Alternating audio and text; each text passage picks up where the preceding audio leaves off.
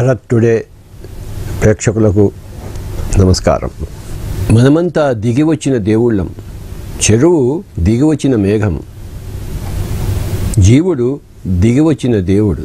ఆత్మే పరబ్రహ్మము, జీవుడే దేవుడు, దేహమే దేవాలయం. మన శ్వాసే మన గురువు. ఒక ఆయన రమణ మహర్షి దగ్గర పోయి అడిగాడు, గురువు అన్న దాని గురించి చెప్పండి స్వామీజీ అన్నారు. ఆయన ఏం చెప్పాడంటే, గురియే గురువు. మన ధ్యాస అంటే మన గురి, అదే గురువు అన్నాడు. మన ధ్యాసను ప్రాపంచికం మీద పెడితే ప్రాపంచిక జీవితము, మన ధ్యాసను శ్వాస మీద పెడితే ఆధ్యాత్మిక జీవితం లభిస్తుంది. మన గురి అన్నదే గురువు, మన ధ్యాస అన్నదే గురువు. ఆ గురువుకి గురువు శ్వాస. ఆ శ్వాస మీద ధ్యాస పెడితే అదే సుఖమయ ప్రాణాయామం. ధ్యాస అన్నది గురి, ఆ గురియే గురువు అన్నాడు. మనం శ్వాసయే గురువు అంటున్నాం. శ్వాస మీదే గురి పెట్టండి అంటున్నాం. గౌతమ బుద్ధుడు 500 మంది గురువుల దగ్గర వెళ్ళి తిరిగి మళ్ళీ తన గురువు దగ్గరికి, తన శ్వాస దగ్గరికే వచ్చాడు. ఆయన తన చిన్నప్పుడు ఎన్నో మూడో కంటూ చూసేవాడు. ప్రతి పిల్లవాడు చూస్తాడు, కానీ ఎదుగుతూ కొద్దీ మర్చిపోతాడు. అది మళ్ళీ ఆ స్వస్థితి రావడం కోసం మనం ఈ శ్వాస మీద ధ్యాసను పెట్టాలి. దాన్నే అభ్యాసం చేయాలి. ఈ శ్వాస మీద ధ్యాస ఉండదు, పోతుంటుంది. మళ్ళీ దాన్ని తీసుకురావాలి, మళ్ళీ శ్వాస దగ్గర కూర్చోబెట్టాలి. శ్వాస అంటే అది కాస్మిక్ ఎనర్జీ. కేవలం ఆక్సిజన్ కాదు, ఆక్సిజన్తో పాటు అది ప్రాణశక్తిని తీసుకొస్తుంది. మన ప్రాణమయ కోశాన్ని పోషిస్తుంది. ప్రాణమయ కోశం ఉంటేనే అన్నమయ కోశం ఉంటుంది. ఎప్పుడైతే ప్రాణమయ కోశం క్షీణించిందో అన్నమయ కోశం క్షీణించడం అంటే చావడం ప్రారంభమవుతుంది. ఈ అన్నమయ కోశంలో ఆ ప్రాణపోత పోసేదే ప్రాణమయ కోశం. ఆ ప్రాణమయ కోశానికి మనం పోత పోయడమే శ్వాస మీద ధ్యాస. అంటే ఆ ప్రాణమయ కోశం ఎప్పుడూ ఉంటుంది. అలాగా శరీరంలో ఉండే రోగాలన్నీ పోతాయి. ప్రాణమయ కోశంలో ఏ భాగాల్లో అయితే ప్రాణం తక్కువైందో ఆ యొక్క శరీర సంబంధించిన ప్రాంతాల్లో మనకి రోగాలు వస్తుంటాయి. శ్వాస మీద ధ్యాస అన్నది సర్వరోగ నివారణ. ఎందుకంటే మొత్తం ప్రాణమయ కోశాన్ని అది బాగా పుష్టము చేస్తుంది.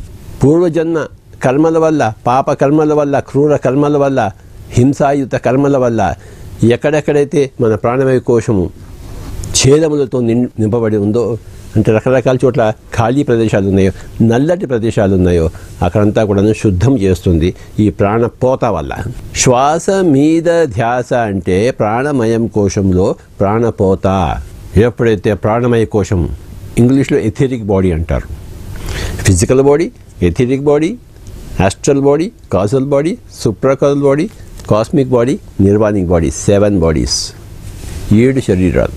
అన్నమయ కోశం, ప్రాణమయ కోశం, మనోమయ కోశం, విజ్ఞానమయ కోశం, ఆనందమయ కోశం, విశ్వమయ కోశం, నిర్వాణమయ కోశం. శ్వాస మీద ధ్యాస పెట్టాలి. మనసు ఆ శ్వాసని తప్పించుకుని ఎక్కడికో పోతుంది. పెళ్ళ మీద పోతుంది, మొగుడి మీద పోతుంది, పిల్లల మీద పోతుంది. ఏయ్ పోతున్నావు, మళ్ళీ ఇక్కడికి రా అని చెప్పాలి. సినిమా చూస్తున్నంతసేపు మన ఇంట్లో సమస్యలు గుర్తుకొచ్చాయి అనుకోండి, ఆ సినిమాలో డైలాగ్ మిస్ అవుతాం. పక్కన నడుతాం, ఏం డైలాగ్ మిస్ అయ్యని చెప్పేసి. వస్తువు మీద, విషయం మీద ధ్యాస ఉండదు, పరధ్యాస ఉంటుంది. క్లాస్లో లెక్చరర్ మాట్లాడుతున్నాడు, మన ధ్యాస ఎక్కడ ఉంటుంది? క్లాస్ ఏమీ అర్థం కాదు. పరీక్షలో 0 మార్కులు వస్తాయి. క్లాస్లో వినకపోతే పరీక్షలో ఎలా రాస్తాం? క్లాస్లో బాగా వింటే పరీక్షలో బాగా రాస్తాం కదా. క్లాస్లో వినకపోతే, పరీక్షలో సరిగా వ్రాయకపోతే మళ్ళీ అదే క్లాస్లో మనం చేరాల్సి వస్తుంది కదా. క్లాస్లో బాగా వినాలంటే పరధ్యాస ఉండరాదు. ఆ టీచర్ మీద ధ్యాస ఉండాలి, ఆ చెప్పేవాడి మీద ధ్యాస ఉండాలి, సంపూర్ణమైన పోత అలా ఉండాలి. అలాగే ధ్యానంలో శ్వాస మీద ధ్యాస ఉండాలి. శ్వాస అనేది మన గురువు, మన టీచర్, ఇంటర్నల్ టీచర్. అక్కడి నుంచి మనం లోపల ప్రయాణం చేస్తాం. సుఖమయ ప్రాణాయామము. హఠయోగ ప్రాణాయామం అంటే బాగా గాలి పీల్చడము, పూరకము, బాగా గాలిని కుంభించడము, లోపల పెట్టడము, బలవంతంగా తోసేయడము, రేచకము. ఇలాంటి చేష్టలు లేనివే రాజయోగ ప్రాణాయామం. హఠయోగ ప్రాణాయామంలో సిద్ధులు వస్తాయి. రాజయోగంలో హాయిగా ఆత్మజ్ఞానం వస్తుంది. మనకి సిద్ధులు వచ్చినా రాకపోయినా పర్వాలేదు, వస్తే అధిక శాతం అడ్డుగానే వస్తాయి, కనుక రాకపోవడమే మంచిది. ఆత్మజ్ఞానం రావాలి, అది వచ్చేస్తుంది. అవలీలగా అలవోకగా వస్తుంది. మగవాళ్ళకంటే ఆడవాళ్ళకి తొందరగా వస్తుంది ధ్యానం, పెద్దవాళ్ళకన్నా పిల్లలకి తొందరగా వస్తుంది ధ్యానం, ధనవంతుల కన్నా బీదవాళ్ళకి తొందరగా వస్తుంది ధ్యానం, పేదవాళ్ళకి. నగరాల్లో ఉండే వాళ్ళకన్నా గ్రామాల్లో ఉండే వాళ్ళకి చాలా తేలిగ్గా వస్తుంది. ప్రకృతిలో జీవించే వాళ్ళకి ఎంతో తేలిగ్గా వస్తుంది. మాంసం తినే వాళ్ళకి చాలా కష్టం, శాకాహారంలో ఉండే వాళ్ళకి వెంటనే వచ్చేస్తుంది. ఈ ధ్యానం కోసం మనం రకరకాల కొంచెం కష్టంగా వచ్చే వాళ్ళకి పిరమిడ్లు ఉన్నాయి. పిరమిడ్లో కూర్చుంటే ఎవరికైనా కానీ తేలిగ్గా వచ్చేస్తుంది. అది ఒక పిరమిడ్ యొక్క అద్భుత శక్తి. ఎందరో మంది మేధావులు పిరమిడ్ యొక్క అద్భుత శక్తిని కనుక్కుని పిరమిడ్ ధ్యాన కేంద్రాలను నిర్మిస్తున్నారు. ఒక భూతద్దంలో పెడితే ఆ సూర్యకిరణాలు ఎలాగైతే కేంద్రీకరింపబడి ఆ కాగితం కాలిపోతుందో, అలాగే ఒక పిరమిడ్ అనేది ఈ విశ్వమయ ప్రాణశక్తిని కేంద్రీకరింపజేసి వాళ్ళ దగ్గర కూర్చోబెట్టి ధ్యానం కష్టంగా ఉన్న వాళ్ళకి, అంటే వాళ్ళకి సులభంగా వచ్చేలా చేస్తుంది పిరమిడ్. పిరమిడ్ అంటే అగ్ని మధ్యము, మిడ్ అంటే మధ్యము, పైరో అంటే అగ్ని. ఒక అగ్ని మధ్యం అంటే అగ్ని దగ్గర ఎంత శక్తి ఉంటుందో, ఎనర్జీ ఉంటుందో, అలాగా ఆ పిరమిడ్లో తయారవుతుంది అన్నమాట. కనుక మన ధ్యానాన్ని ఎక్కడైనా చేసుకోవచ్చు, పిరమిడ్లో చేసుకుంటే మరింత శక్తివంతం. ఒక కెమికల్ రియాక్షన్లో ఒక క్యాటలిస్ట్ అనేది ఉంటుంది. అది ఉంటే ఆ రియాక్షన్ తొందరగా అయిపోతుంది. అది లేకపోతే ఆ రియాక్షన్ చాలా జాప్యంలో ఉంటుంది. సో పిరమిడ్లో చేసే ధ్యానము మూడింతలు మరింత శక్తివంతం. పిరమిడ్లో బయట చేసే ధ్యానం 1 గంటలో మన మనసు కుదుటపడుతుంది అనుకోండి, అది 20 నిమిషాల్లోనే కుదుటపడుతుంది పిరమిడ్ లోపల చేస్తే. కనుకనే మరి నేను పిరమిడ్కి అంకితమయ్యాను. సామూహికంగా చేసే ధ్యానము అందరి శక్తి వీడికి కూడా వస్తుంది. కొంతమంది యోగులు ఉంటారు కదా సమూహంలో, నాకన్నా ఎక్కువ శక్తి ఉండేవాళ్ళు, వాళ్ళ దగ్గర నుంచి శక్తి నాకు వస్తుంది. కనుక సామూహిక ధ్యానము ఎంతో శ్రేష్టమైనది, పిరమిడ్ ధ్యానము ఎంతో శ్రేష్టమైనది. సంగీతంతో కూడుకుని చేసే ధ్యానం బహుశ్రేష్టమైనది. అంటే మనసు పరిపరి విధాలు పోయేది కూడాను ఆ సంగీతం వల్ల ఏకమై తిరిగి అక్కడి నుంచి శూన్యం కావడానికి చాలా సులువుగా ఉంటుంది. అడవులలో చేసే ధ్యానము ఎంతో శ్రేష్టం. ప్రతి చెట్టు కూడాను ప్యూర్ సోల్, ఎనర్జీ సోల్. ఏదైనా చెట్టుని గట్టిగా ఆలింగనం చేసుకుంటే ఎంత శక్తి వస్తుందో. కనుక అడవిలో చేసే ధ్యానం. అలాగే గొప్ప గొప్ప యోగుల వాళ్ళ సమాధులు ఉంటాయి, అక్కడ పోయి మనం ధ్యానం చేస్తే ఎంతో బాగుంటుంది. పవర్ స్పాట్స్ అంటాం. మంచి మంచి క్రిస్టల్స్ పెట్టుకుని ధ్యానం చేయవచ్చు. క్రిస్టల్ అనేది ఖనిజ సామ్రాజ్యంలో మాస్టర్ అన్నమాట. పారదర్శకమే మాస్టరీ. ఆ క్రిస్టల్ ఇటు నుంచి అటు చూడవచ్చు, కనుక పారదర్శకం. ఏ మనిషి కూడాను ఆ క్రిస్టల్లా పారదర్శకంగా తయారవుతాడో ఆ మనిషి మనుష్య సామ్రాజ్యంలో మాస్టర్. ఖనిజ సామ్రాజ్యంలో మాస్టర్ క్రిస్టల్, మనుష్య సామ్రాజ్యంలో మాస్టరు అయినవాడు ఒక అద్భుత ధ్యాన యోగి. పారదర్శకంగా ఉంటుంది, చెప్పేది ఒకటి చేసేది ఒకటి ఉండదు. సో రకరకాలుగా మన ధ్యానాన్ని మనము పుష్టిగా చేసుకోవచ్చు, పుష్టముగా చేసుకోవచ్చు. గదిని చీకటి చేసుకోవాలి. ఎంత చీకటిని చేసుకుంటే అంత మంచిది. అందుకే ఆ పూర్వపు రోజుల్లో గుహల్లోకి వెళ్ళేవారు. మనం ఇప్పుడు పిరమిడ్ గుహలనే తయారు చేసుకుంటున్నాం ఉన్న చోట. పూర్వపు రోజుల్లో ప్రతి ఇంట్లోనూ ఒక కోప గృహం అని ఉండేది. అంటే ఒక గదిని ఎప్పుడు చీకటిగా ఉంచేవారు. నీకేదైనా కోపం వస్తే, ప్రపంచంలో కోపం వస్తూ ఉంటుంది, మరి అందరూ సరిగ్గా మాట్లాడతారేంటి? అప్పుడు కోపం వచ్చినప్పుడు ఆ కోపాన్ని తీసేయడం కోసం ఆ కోప గృహంలో చీకటి గదిలో వెళ్ళేవారు. దాన్ని కోప గృహం అనేవారు.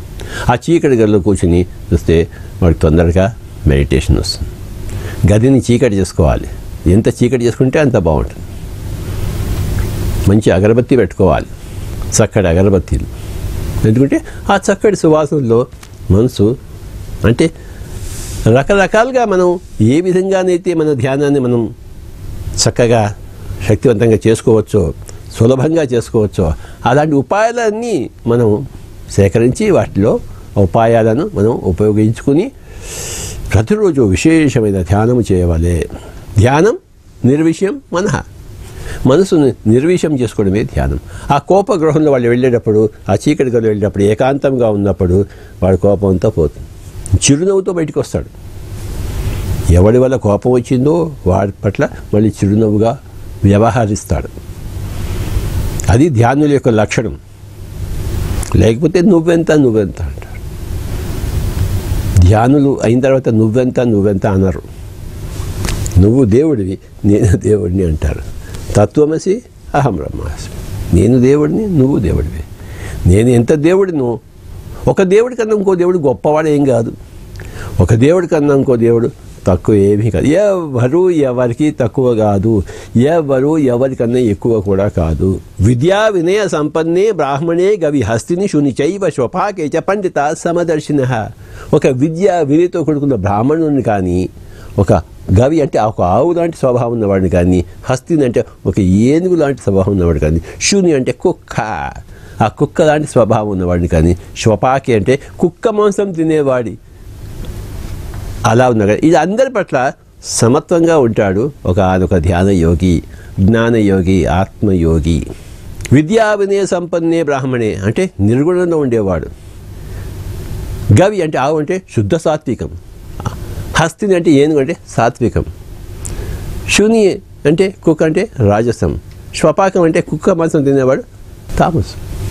నిర్గుణ, శుద్ధ సాత్విక, రాజస, తమగుడు. అందరి పట్ల సమంగా వ్యవహరించేవాడే ధ్యాన యోగి. ఆ సమత్వం యోగ ఉచ్యతే. ఆ సమత్వాన్ని యోగం అంటాడు. సుమి, నువ్వు యోగివికా అంటే అందరినీ సమంగా చూడు. యోగి కావాలి కదా, యోగత్వం కావాలి కదా. You must become a yogi, you must become a yogi, you must become a yogi, you must become a yogi. పక్కింటి వాడి కోసం కాదు, మన కోసం. హాయిగా కూర్చుని కళ్ళు రెండు మూసుకుని శ్వాస మీద ధ్యాస. శ్వాస గురువు, ధ్యాస గురువు. ఈ రెండు గురువుల సమ్మేళనం. గురియే గురువు, శ్వాసయే గురువు. గురువుగారి పట్ల గురి.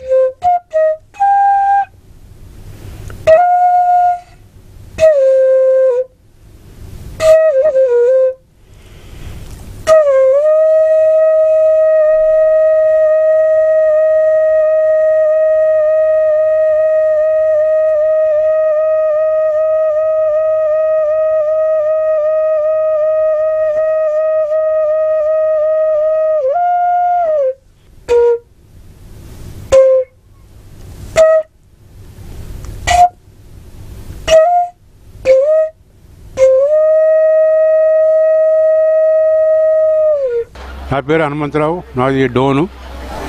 నేను ఇక్కడ 17వ తారీఖు నుంచి ఉంటున్నాను. నేను 1998 నుంచి ధ్యానంలో ఉన్నాను. మరి నాకు ఇంతకుముందు అల్సర్ అవన్నీ ఉండేటివి. మరి నేను ఎంతో దేవాలయాలు అన్ని చెట్లను అవన్నీ తిరిగేవాడిని. కానీ ధ్యానము తెలుసుకున్న తర్వాత నాకు ఎలాంటి పెయిన్స్ కానీ అల్సర్ కానీ ఏమి లేవు. మరి ఇంతకుముందు ఉద్యోగం చేయలేకపోతుంటే ధ్యానం చేయడం వల్ల ఎంతో శక్తి వచ్చి నేను మరి ఉద్యోగాన్ని కూడా బాగా చేసుకుంటూ ఉన్నాను. రంగవల్లి, నేను ఆదోనిలో ఉంటాను. నేను 15 సంవత్సరాల నుంచి ధ్యానం చేస్తున్నా.